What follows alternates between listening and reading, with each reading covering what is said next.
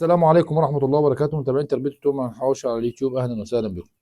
أنا الفيديو ده طبعا للناس بتوع التربية بتاعت البيوت، يعني هنتكلم في حاجة مهمة جدا، وهي زي ما بيقولوا كده الأمراض اللي منتشرة الأيام ده والشوطة، يعني الحاجات اللي بتيجي تاخد الفراخ. هنتكلم على معادن اتنين تشتري فيهم الطيور بإذن الله تقلل معاك الإصابة بالأمراض دي أو تطلعك بأقل الخسائر، عشان يبقى الكلام واضح أكتر.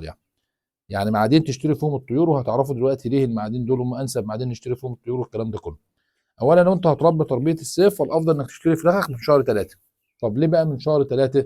علشان خاطر عما يجي شهر 7 و8 اللي بيبقى فيهم برضو الامراض او بيجي فيهم الشوطه او الدور اللي بيجي ده، تكون الفراخ كبرت معاك شغاله وعدت وتمام والحمد لله، والفراخ كويسه ونفدت من القصه، تبقى تمام. طب ما نفدتش، طب انا عندي فراخ كبيره وعمري تبيع، اقدر اذبحها واحطها في الثلاجه.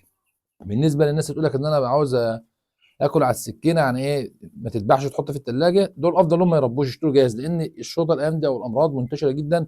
عايز اقول ان هي كنسه بط وفراخ بلدي وابيض وكله. طبعا بقى نيوكاسل بقى فيروسات، اي فيروسات ايا كانت، يعني المهم ان احنا الناس بتقول لك عليها في التربيات بيقول لك ده الشوطه جت للطيور. فالشوطه ده عشان نتجنب الامر ده يبقى نشتري تربيه الصيف من امتى؟ من شهر 3. طب تربيه الشتاء نشتريها من شهر 9 او 10. نشتري طبعا لما يجي لك واحد واثنين يكون برضه فراخ 3 4 اشهر كبرت بقت شمرت الفراخ، او البط خلاص بقى كبر شمرت، تقدر ايه برضه نفس القصه. ان ظهر الامر وعدت اديني بحط تحصيناتي وبحط رافع المناعه والامر ده كله، لو عدت تبقى خير وبركه ومفيش اي مشكله خالص. طب ما عدتش، انا الطيور تبقى كبيره، ما تبقاش بقى لسه لا صغيره ولا لسه في العمر الصغير ولا يحصل اي مشاكل، وبتضطر تحط رافع مناعه ومشاكل من دي كلها. وده كله ما بيعملش معاك نتائج، عشان نبقى متفقين. بس بتعمل ده كله ما بيعملش نتائج ولا بيعمل اي حاجه خالص، كل ده بيأثر عليك وبيحصل نفع كتير، وكمان بيبقى نسبه الخسائر كبيره جدا بالناس في تربيه البيوت. اللي احنا عارفين الناس عندنا في الريف يعني بيربوا كميات كبيره جدا، فبتوصل لارقام فلكيه، عشان بس الناس تبقى عارفه.